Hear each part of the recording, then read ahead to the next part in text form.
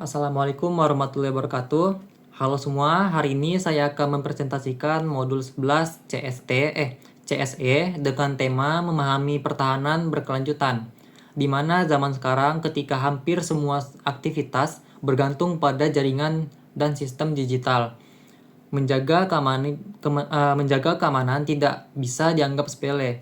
Maka dari itu, penting bagi kita untuk memahami bagaimana strategi pertahanan berlapis bisa membantu melindungi jaringan dari berbagai ancaman, kerentanan, dan juga serangan cyber yang terus berkembang. Nah, pada pembahasan ini kita akan membahas menjadi 3 poin. Yang pertama itu ada pertahanan berkelanjutan, mulai dari mengenali aset yang harus dilindungi, potensi kerentanan yang bisa dimanfaatkan, hingga jenis-jenis ancaman yang mungkin muncul. Yang kedua, pada poin kedua, yaitu bagaimana organisasi memantau dan menangani ancaman keamanan jaringan menggunakan sistem pemantauan otomatis layaknya satpam digital yang siap siaga dalam 24 jam. Pada poin ketiga, yaitu kebijakan, peraturan, serta standar keamanan yang menjadi pedoman agar semua proses perlindungan berjalan efektif dan efisien. Baik, masuk pada poin pertama yang udah saya ringkas, yaitu pertahanan berkelanjutan. Itu bisa dianalogikan seperti sistem kekebalan tubuh, selalu harus siaga dan terus berkembang menghadapi serangan yang juga makin canggih. Kita harus menjaga aset seperti data atau server dengan cara mengenali kelemahan yang ada, misalnya seperti bug atau kelalaian manusia. Bug itu seperti adanya kesalahan pada suatu software atau konfigurasi ya, mungkin tidak merespon, itu yang dinamakan bug. Lalu ada kelalaian manusia. Jadi potensi ancaman ini misalnya peretas atau bencana alam. Itulah yang terjadi ketika pertahanan berkelanjutan ini bisa dianalogikan gitu dalam keamanan jaringan. Nah, apa sih solusi terbaiknya? Solusi terbaiknya itu dapat digabungkan dari pembaruan sistem, peningkatan kapasitas SDM, serta penggunaan teknologi pemantauan secara langsung agar potensi risiko bisa diketahui sejak dini. Prinsipnya, pertahanan bukan hanya menunggu serangan, tapi aktif dalam mencegah dan cepat dalam merespon. Baik, itu pada poin pertama. Selanjutnya pada poin kedua yang telah saya ringkas, yaitu pemantauan ancaman dengan oleh organisasi. Yaitu organisasi itu memiliki ibaratnya penjaga digital yang bertugas mengawasi lalu lintas jaringan secara terus-menerus.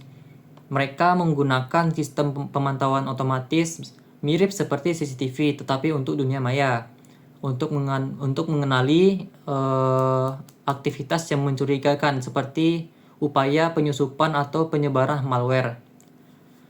Lalu ada juga sistem peringatan otomatis yang langsung untuk memberitahu tim keamanan cyber jika ada percobaan serangan sehingga dapat segera diatasi sebelum menyebabkan kerusakan serius. Mereka juga secara berskala melakukan pemeriksaan terhadap celah keamanan, layaknya memeriksa pintu dan jendela agar tidak bisa dimasuki oleh pencuri. Jika ditemukan titik lemah, akan segera diperbaiki agar tidak dimanfaatkan oleh si attacker atau penyerang. Bahkan kadang mereka melakukan uji coba dengan mensimulasikan serangan untuk melihat sejauh mana ketahanan sistem itu. Tim keamanan IT juga siaga 24 jam untuk mengamati dan mengambil tindakan segera jika ada ancaman. Jadi mereka tidak hanya memasang sistem lalu dibiarkan, tetapi selalu dipelihara dan diperbarui agar tetap kuat dan aman. Ibarat menjaga rumah, ada kunci, ada alarm, dan terus awas terhadap kemungkinan pencurian. Baik, pada pembahasan yang terakhir, yang ketiga, yaitu manajemen operasional dalam keamanan jaringan atau regulasi-regulasinya ya. Jadi dalam konteks ini, manajemen operasional ini berperan penting untuk memastikan bahwa seluruh sistem keamanan berjalan dengan efisien dan juga konsisten, dan siap menghadapi berbagai gangguan ataupun serangan apapun itu dari attacker. Oke. Jadi ibaratnya seperti kita mengemudi kendaraan, manajemen operasional harus tahu arah tujuan, kebijakan keamanan. Jadi kita harus tahu aturan-aturannya ketika berkendara.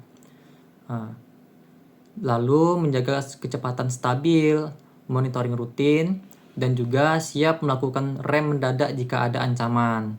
Itu responnya yang sangat insiden. Jadi tujuan utamanya adalah meminimalkan risiko gangguan keamanan, mengoptimalkan penggunaan sumber daya yang ada seperti perangkat keras, perangkat lunak, dan tenaga ahli IT, serta menjaga kualitas perlindungan jaringan agar tetap optimal setiap saat. Jadi dalam praktiknya, manajemen operasional keamanan jaringan mencakup kegiatan seperti penjadwalan, pembaruan sistem secara berskala, bukan berskala tapi berkala, terus juga pemantauan lalu lintas jaringan secara real time, dan pencatatan log aktivitas untuk audit atau di ruangan lah ya, dan penanganan insiden keamanan dengan prosedur yang jelas. Selain itu, penggunaan sistem otomasi dan kebijakan seperti just in time access, atau itu namanya akses terbatas sesuai kebutuhan. Itu juga membantu mencegah akses yang tidak sah. Jadi organisasi juga perlu melakukan evaluasi secara berkala terhadap kontrol keamanan yang sudah diterapkan agar tetap relevan dengan ancaman yang terus berubah. Tanpa manajemen operasional yang baik, sistem keamanan yang canggih pun bisa menjadi tidak efektif karena kurang terkelola dengan baik. Oleh karena itu, peran manajemen operasional ini sangat penting dan sangat vital untuk menjaga ketersediaan. Yang pertama itu ketersediaan, yang kedua itu kerahasiaan, dan ketiga itu adalah integritas sistem informasi. Jadi segitu yang dapat saya sampaikan pada modul 11 ini. Mohon maaf apabila ada kesalahan ataupun ada kekurangan dari penjelasan saya. Assalamualaikum warahmatullahi wabarakatuh.